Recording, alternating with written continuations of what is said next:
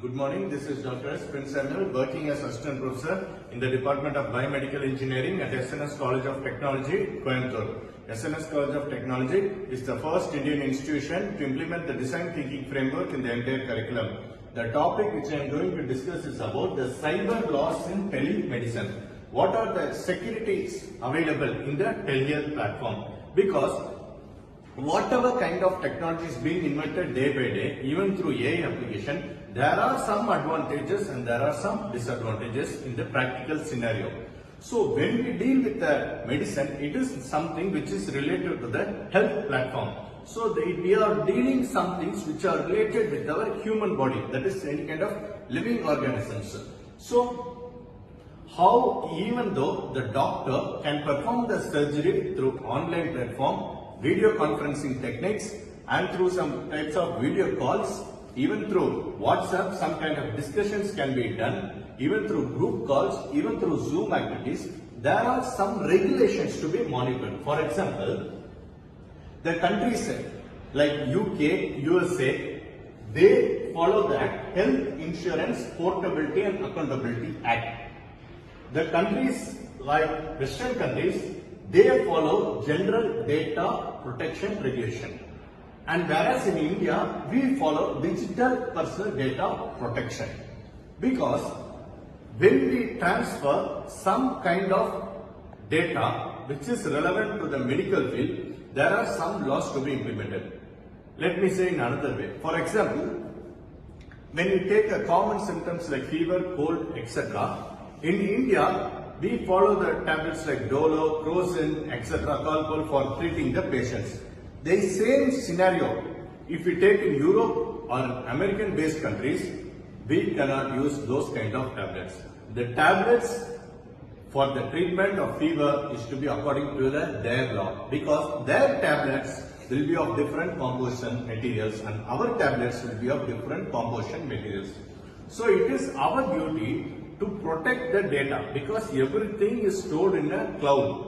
Even the research activities which is relevant to the medical field is stored in the cloud, and some kind of data may be transmitted for mutual collaboration research activities. So those kind of situations, there are a lot of chances that the data will be corrupted, or the data will be mismatched, or data will be leaked to the common public people. So we have to implement some laws. Even though telehealth platform has got some advantages, we have to follow some kind of laws, as I mentioned here, to protect the data, because the entire digital telehealth platform means it is like a cross-border telemedicine. Cross-border telemedicine means that a few countries or a group of research people from different countries are collaborating together to work towards the progress of the improvement in the medicines. They will be finding some new solutions for some kind of diseases. They will be finding some kind of vaccines, injections, etc. These law plays a vital role. So these regulation acts has to be passed by the hospital for treatment of the patient as well as the transfer of data. Once the collaboration is done, once the authorization is done, then the telehealth technology can be transferred from one country to another country. Because here there are a lot of risk factors involved in this kind of medical transfer.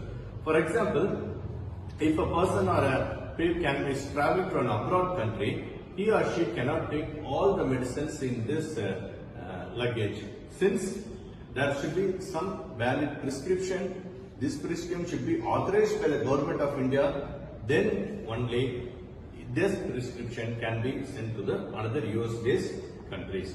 So only transfer of medicines becomes a difficult process. But once the proper authorization documents are available and it is according to the government laws of both the countries, then the telehealth platform can be successfully implemented to both the hospitals as well as the patients. There are a lot of advantages also in this kind of technology transfer also.